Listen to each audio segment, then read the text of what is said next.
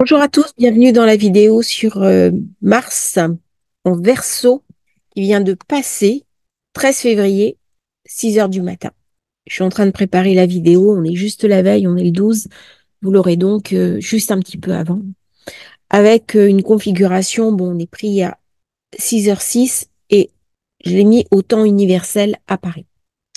Ascendant Scorpion. On fait ressortir vraiment la puissance de Pluton et de cette conjonction très étroite à Mars, qui en plus prend un carré à Jupiter. Je vais faire un petit rajout. La conjonction Mars-Pluton à 0 degré d'un signe, elle n'a pas eu lieu depuis juillet 1883. Euh, un mois plus tard, il y avait l'explosion du volcan Krakatoa, avec des conséquences mondiales. Là, il faudra regarder ce qui va se passer la semaine prochaine, qui va être très instable, qui va ramener beaucoup d'instabilité, beaucoup de douleur, beaucoup de souffrance au niveau collectif. Au niveau personnel, on est invité à calmer ses énergies, on est invité à faire un petit peu le gros dos et attendre que ça se passe. Des personnes qui ont Mars, Pluton, Uranus en force dans leur signe sont plutôt privilégiées parce que nous avons l'habitude de gérer ce genre de choses. Euh, Pluton, bien sûr, a fait des conjonctions avec Mars. C'est pas la première fois qu'il y a une conjonction avec Mars. C'est pas ça le problème. C'est vraiment à 0 degré d'un signe. Quand il est rentré en Balance, ça n'a pas été le cas.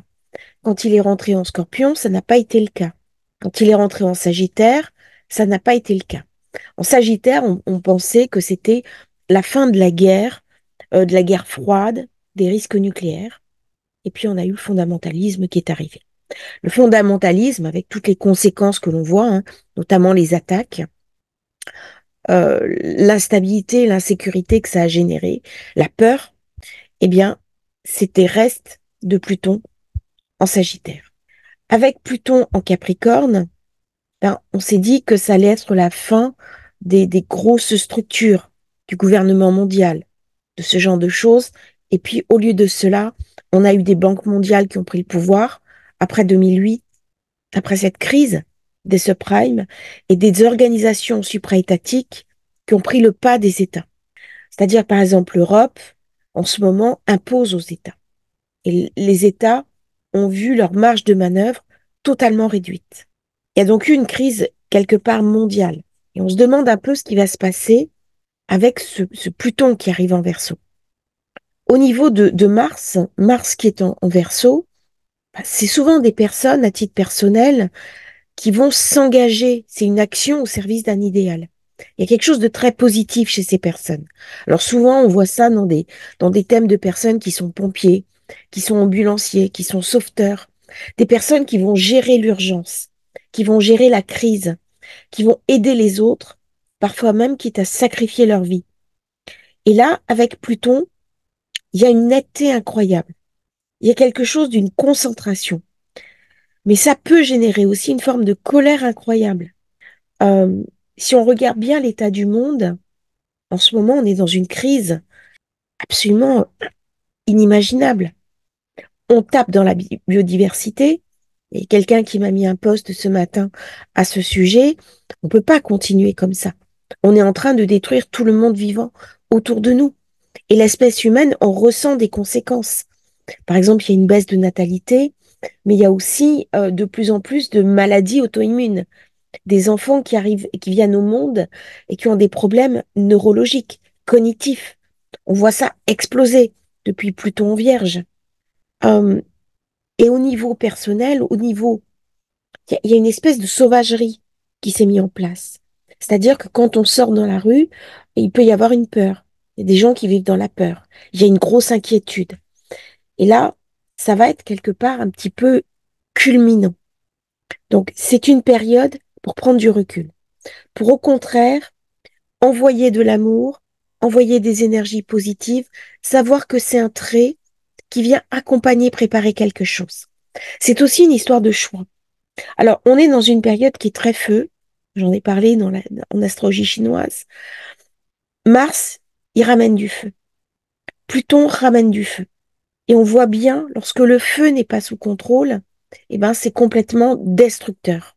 Et là, à un moment donné, il va y avoir une réaction inverse qui va venir apaiser tout ça. Et là, il va falloir amener de la terre pour mettre du contrôle. Et il est possible que dans quelques jours, dans quelques semaines, on ait un volcan qui se déchaîne. On a déjà eu sur la zone de feu, sur les grandes fractures, euh, il y a des manifestations volcaniques, mais là, il est possible qu'il y ait quelque chose qui se passe à ce niveau-là. Donc, quand il y a trop d'un élément, c'est aussi une merveilleuse opportunité au plan personnel pour utiliser ces énergies. Et pour faire quoi? Pour faire l'inverse. C'est-à-dire pour calmer le jeu. Par contre, le risque dans cette période, c'est que une des deux guerres sur le front de l'Est avec la Russie ou sur le front du Moyen-Orient prenne une tournure absolument dramatique avec énormément de morts et des carnages. Donc ça, c'est un vrai risque. Je ne vais pas faire de politique dans cette chaîne, j'essaie de rester le plus neutre possible, mais là, j'avoue être inquiète pour les populations civiles sur place. Alors, Mars en Verseau, il amène beaucoup d'énergie. Il amène aussi quelque chose de très guerrier. Il amène quelque chose de très dur et de très puissant. Il amène des nouvelles technologies, mais sur un mode offensif. C'est-à-dire que dès que j'ai ces trois configurations, Mars, Pluton, Uranus, il y a quelque chose d'inquiétant. Ça a à voir aussi avec les régimes fascisants tels qu'on a pu les connaître précédemment. Peu qu'il y ait une touche de Saturne. Alors, heureusement, en ce moment, Saturne n'est pas de la partie. Il est en Poisson. Il reçoit un bon aspect de Jupiter. Il est sous contrôle. Tant que Mars était dans le Capricorne, lui aussi était sous contrôle. Et maintenant, il échappe et il renforce sa valeur guerrière. Autant dire que cette semaine, on va être entre deux eaux. On va avoir beaucoup d'énergie, mais aussi on peut rentrer dans une forme de colère, dans une forme d'insatisfaction profonde. Et nos mots peuvent complètement dépasser notre pensée. On peut se laisser submerger. Mais au-delà des mots, il y a fort à parier qu'au plus haut sommet de l'État, il y ait des événements qui viennent contrarier tout le monde. On est aussi dans une phase de guerre, notamment au Moyen-Orient, qui va s'amplifier et qui va être très destructrice durant le temps de ce transit. Alors cet aspect, c'est un aspect très sombre qui fait appel au côté noir de Mars et au côté noir de Pluton.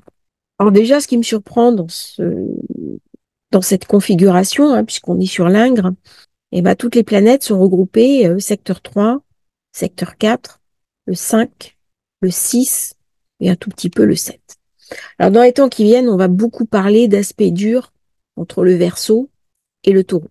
Parce qu'alors, on va avoir des passages qui vont être très difficiles, aussi bien avec Jupiter qu'avec Uranus. On est en confrontation. Quand je suis en confrontation, comme ça, il y a beaucoup d'énergie, il y a beaucoup de puissance. On touche à des énergies qui sont atomiques. Pluton, c'est le plutonium. Uranus, c'est l'uranium.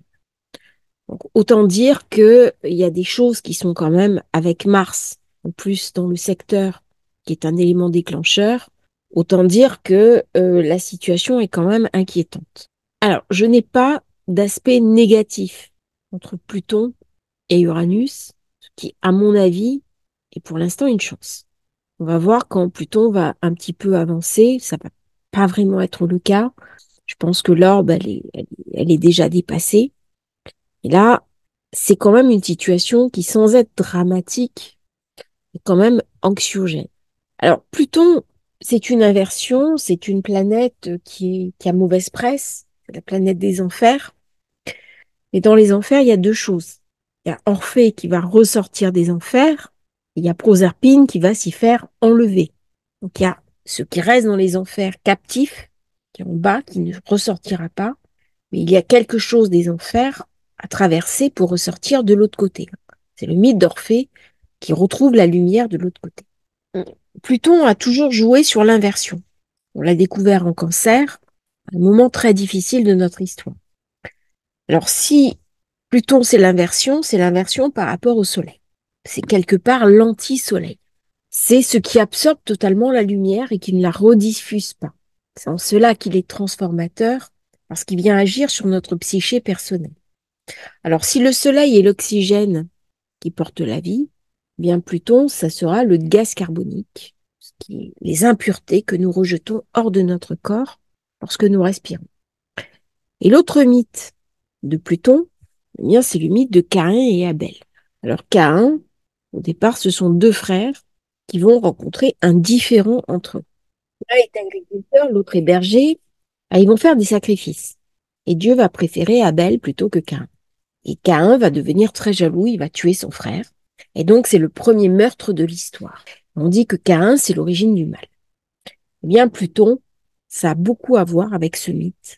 Et ça a beaucoup à voir avec ce qui se passe en ce moment dans le monde, ou aussi bien du côté Russie-Ukraine que du côté Moyen-Orient. Les guerres se font entre peuples frères.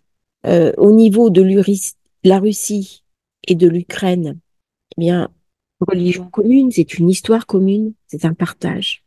L'Ukraine a récupéré certaines régions qui à l'origine étaient russes, et il y a beaucoup de personnes, notamment en Ukraine de l'Est, qui ont des ancêtres russes, ou même qui ont la double nationalité. Donc il y a une histoire de fraternité qui est brisée, comme dans le mythe Caïn et Abel. Et pourtant on se fait la guerre. Notre histoire, notre passé, notre parcours ne suffit pas à dépasser nos antagonismes. Au Moyen-Orient, c'est pareil.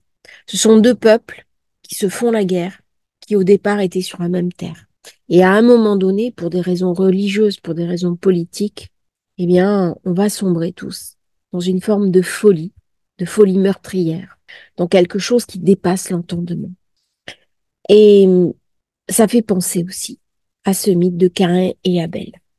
Et dans ce passage de Mars sur Pluton, on se demande un petit peu pourquoi on en est toujours là. C'est-à-dire, qu'est-ce qui fait que Mars, c'est aussi le bélier. Le bélier, c'est aussi le cerveau. Hein, entre le bélier et le poisson, qu'est-ce qui fait dans notre tête, nous ayons toujours besoin de nous opposer à l'autre, de rentrer dans des guerres totalement fratricides sur des projets complètement obscurs. C'est-à-dire, quelle est la raison qui pousse les uns et les autres à ce genre d'affrontement? Parce qu'au final, ce sont les populations civiles, les peuples qui en souffrent. Et c'est aussi ça que Pluton vient me raconter. C'est-à-dire que si on va trop loin dans l'inversion, eh bien, ça va même, si on va trop loin dans l'inversion, et à un moment donné, ça va poser un sacré problème. C'est-à-dire que si on va trop loin dans la folie, ce sera plus rattrapable. Voilà. C'est un peu un avertissement. Pour nous, dans notre vie, c'est pareil. On est tous invités dans ce contexte-là, contexte très dur, à donner le meilleur de nous-mêmes, à rester alignés. Dans un contexte comme ça, on ne peut pas se permettre de faire n'importe quoi, ni à soi-même, ni à ses proches. On est invité vraiment à réfléchir ces portes plutoniennes qui sont en train de s'ouvrir. Qu'est-ce qui se déverse sur le monde? Qu'est-ce qui se passe? L'être humain actuellement a créé un monde qui n'est plus en lien avec la nature, qui n'est plus en lien avec le sacré. Mais en faisant ça, il ne s'est pas franchi de l'ombre de la mort, de l'ombre des maladies. C'est ce qu'on s'est aperçu avec le Covid. On est toujours malade et on meurt toujours de maladie. Ça fait partie des grandes règles de la vie. Et pourtant, un certain nombre de personnes, certaines sociétés refusent l'évidence. Et pourtant, c'est la nature. Et lorsqu'on s'éloigne trop de la nature, eh bien, elle vient nous raconter une histoire qui est encore pire. Avec Saturne, qui est en Poisson, la possibilité de se reconnecter sur un feu sacré. Alors pourtant, c'est en Poisson. Mais là, je parle de feu intérieur. C'est le feu alchimique du feu et de l'eau. Et donc, j'ai un choix à faire. Un choix qui m'est montré. J'ai quelque chose d'une compréhension du monde dans lequel je me trouve. Et là, Saturne, c'est l'avertisseur, mais Mars sur Pluton, eh bien, c'est celui qui veut coûte que coûte aller jusqu'au bout. Et le prix à payer peut être exorbitant. Nous allons voir, je pense, dans les temps qui viennent, des événements politiques absolument redoutables. Et sur Mars-Pluton, il y a quelque chose d'inévitable. Il y a quelque chose que l'on subit. Alors, les personnes qui ont ce genre de configuration, qui ont des Mars très plutonisés, peu qu'il y ait un peu de saupoudrage uranien et de Saturne, ce sont toujours des personnes qui ont vécu des grosses épreuves de vie. Il y a toujours quelque chose qui nous a été imposé par le destin, quelque chose d'extérieur à nous qu'on n'a pas pu contrôler, qu'on n'a pas pu maîtriser, et qui vient, au moment où ça le décide, tout détruire dans notre vie. Et tous les gens qui ont ce genre de configuration savent de quoi je parle. À titre personnel, vous pouvez très bien ne pas être du tout impacté par cette configuration-là. Juste ressentir plus d'émotion, d'énergie, d'excitabilité. Vous pouvez vous sentir in love d'une personne parce que c'est un très gros potentiel sexuel, une très grosse attirance, qui est quelque chose même de violent sur l'ordre du désir, mais ne pas du tout avoir ce côté destructeur. Hein. C'est un aspect qui est très important au niveau des astres, en particulier cette semaine. C'est un transit qui est vraiment volcanique. D'autant que j'ai Mercure qui est carré à Uranus, qui me ramène une forme de déconnexion avec l'intelligence. C'est-à-dire que si j'ai un transit très dur et que Mercure est bien aspecté, je vais garder le contrôle. Mais si au moment de l'Ingre, en plus Mercure est pas bien aspecté, bien là je vais rentrer dans mes instincts. Et mes instincts, c'est la destruction. Comment je peux arriver à remettre de la lumière sur cet aspect? Ça passera forcément par le Soleil. Par le Soleil qui est en maison 4, qui vient me parler de mon inconscient. Pluton, c'est un processus, certains disent que c'est un processus d'antéchrist. Il vient détruire. Est-ce qu'il va reconstruire derrière? Il va permettre à d'autres planètes de venir reconstruire derrière. Mais Pluton-Mars, ça a beaucoup à voir avec les traumas. Ça a beaucoup à voir avec les mémoires traumatiques. Ça a beaucoup à voir avec des choses difficiles, des choses lourdes, des choses en souffrance. Et là, je parle vraiment aux personnes qui ont ce genre de configuration dans leur thème. C'est pas aussi vrai sur les trigones, les sextiles, mais alors sur les carrés, les oppositions, c'est très violent. En particulier sur les carrés. Il y a quelque chose qui ne veut pas se résoudre de manière facile. J'en perds un peu mes mots d'ailleurs, tellement il m'impacte. Alors, Mars, c'est un déclencheur, c'est un libérateur, il amène beaucoup d'actions, il amène des circonstances qui sont hors de nous. Par contre, il va pousser. Il va pousser Pluton. Il va pousser Pluton hors de notre contrôle pour transformer des choses. Est-ce que la transformation en Verseau est forcément négative? Pas du tout. Le Verseau, c'est un signe extérieur. C'est un signe où on a du mal à se définir, puisque c'est l'opposé du Lion. Et l'un des enjeux du Verseau, ça va être de réussir à s'identifier tout en restant inclus dans le groupe. C'est une autre vision de soi et une autre vision du groupe.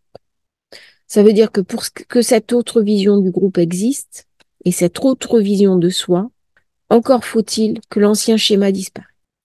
Et nous allons voir, dans les temps qui viennent, un certain nombre de choses qui étaient établies de manière construite, qui étaient immuables, et bien tomber un petit peu comme un jeu de dominos les unes après les autres.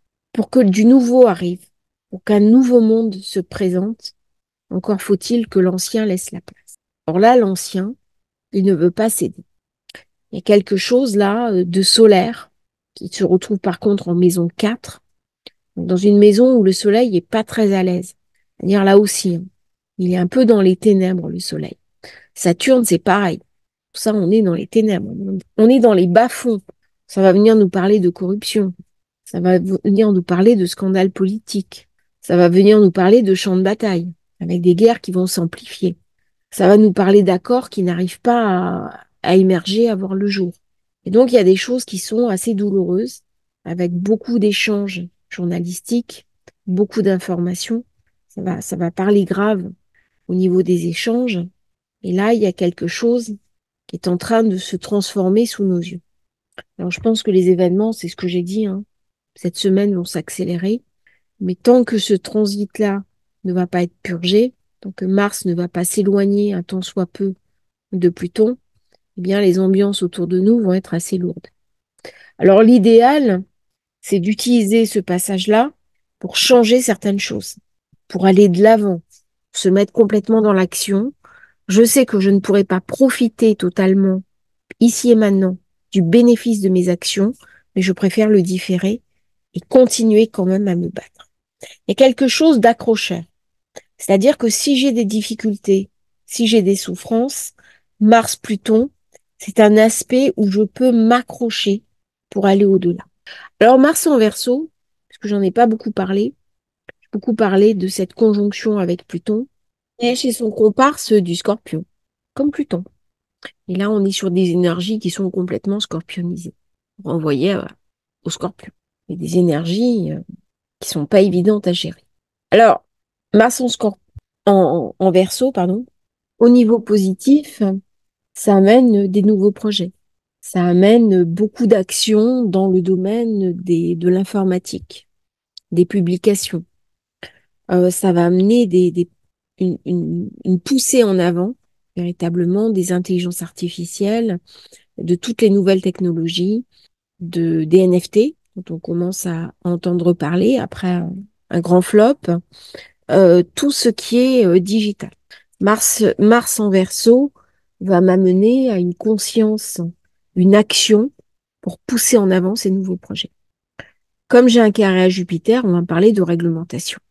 On va me parler de blocage au niveau des États qui sont en train de prendre peur par rapport à ces nouveaux développements. Mars ne se pose pas de questions. Il agit, il fonce, mais il laisse à d'autres le soin de réfléchir son action. Il y a quelque chose de très futuriste dans ce Mars en Verseau, surtout en s'étant gorgé des énergies de Pluton à l'entrée. Il y a quelque chose d'un choix. Qu'est-ce que ça va être ce choix? Le choix, c'est tous les enjeux de la modernité. Et l'un des enjeux de la modernité, c'est notamment le réchauffement climatique. Alors, si réchauffement climatique il y a, il nous concerne tous. Et là, le Verseau, qu'est-ce qu'il vient nous raconter? Nous sommes un village global. Nous sommes une seule et même terre, une seule et unique espèce. Et ça, Mars s'éloigne de Pluton, où il y a une forme d'indifférenciation pour aller vers une forme de compréhension différente de lui-même, où peu à peu, il va être amené à mettre de l'eau dans son vin. Alors avec Uranus, ça fait des explosions, ça fait des choses qui sont très dures, ça fait des événements soudains, ça fait des guerres asymétriques, ça fait des drones qui envoient des roquettes. Tout ça, ça fait de l'aviation de guerre, des, des hélicoptères. D'un point de vue positif, Mars en Verseau, c'est tout ce qui peut aider les découvertes, les plans pour financer, par exemple, des hôpitaux où il y a des soins chimiothérapie et surtout rayons. Donc il y a quelque chose qui n'est pas négatif chez Mars-Pluton, même si ça peut sembler très inquiétant. Mars-Uranus, Mars Verseau, quelque chose de l'avenir. On est curieux de savoir comment ça va se passer. Est-ce que les nouvelles technologies vont nous permettre de relancer un peu cette recherche qui s'est affaiblie ces dernières années?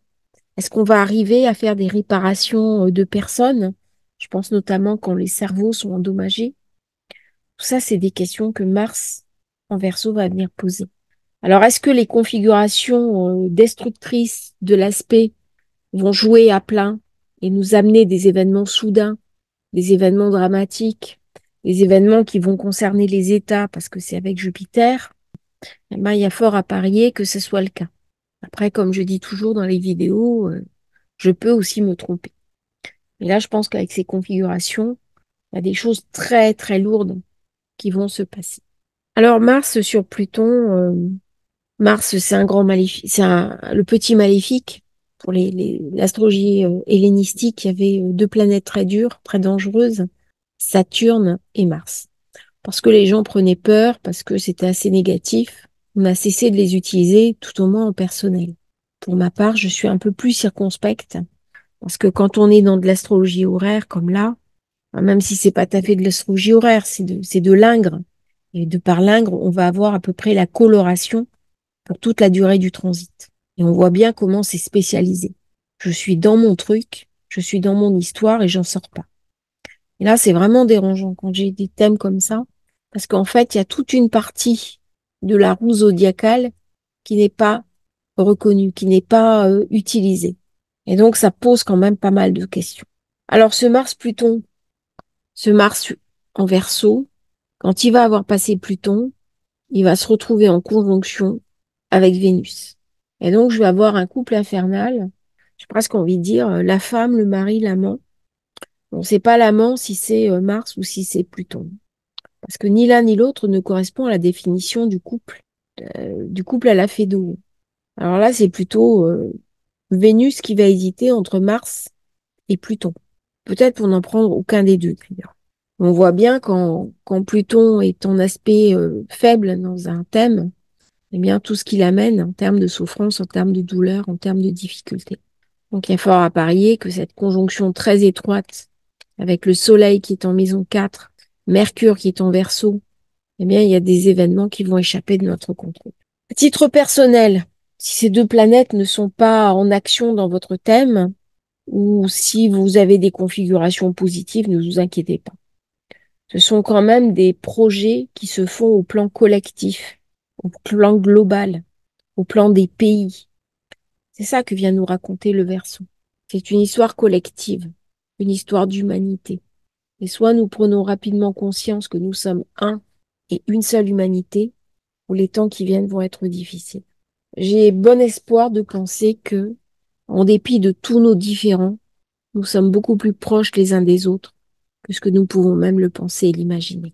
Mars-Pluton vient poser vraiment des questions fondamentales, des questions d'avenir. Où je reste dans mes guerres asymétriques. Et même si entre superpuissances, on se fait plus la guerre, on se le fait par groupe interposé, comme les outils qui sont subventionnés sûrement par l'Iran. C'est qu'un exemple, hein, il y en a d'autres. Mais à un moment donné, quelle est la réponse?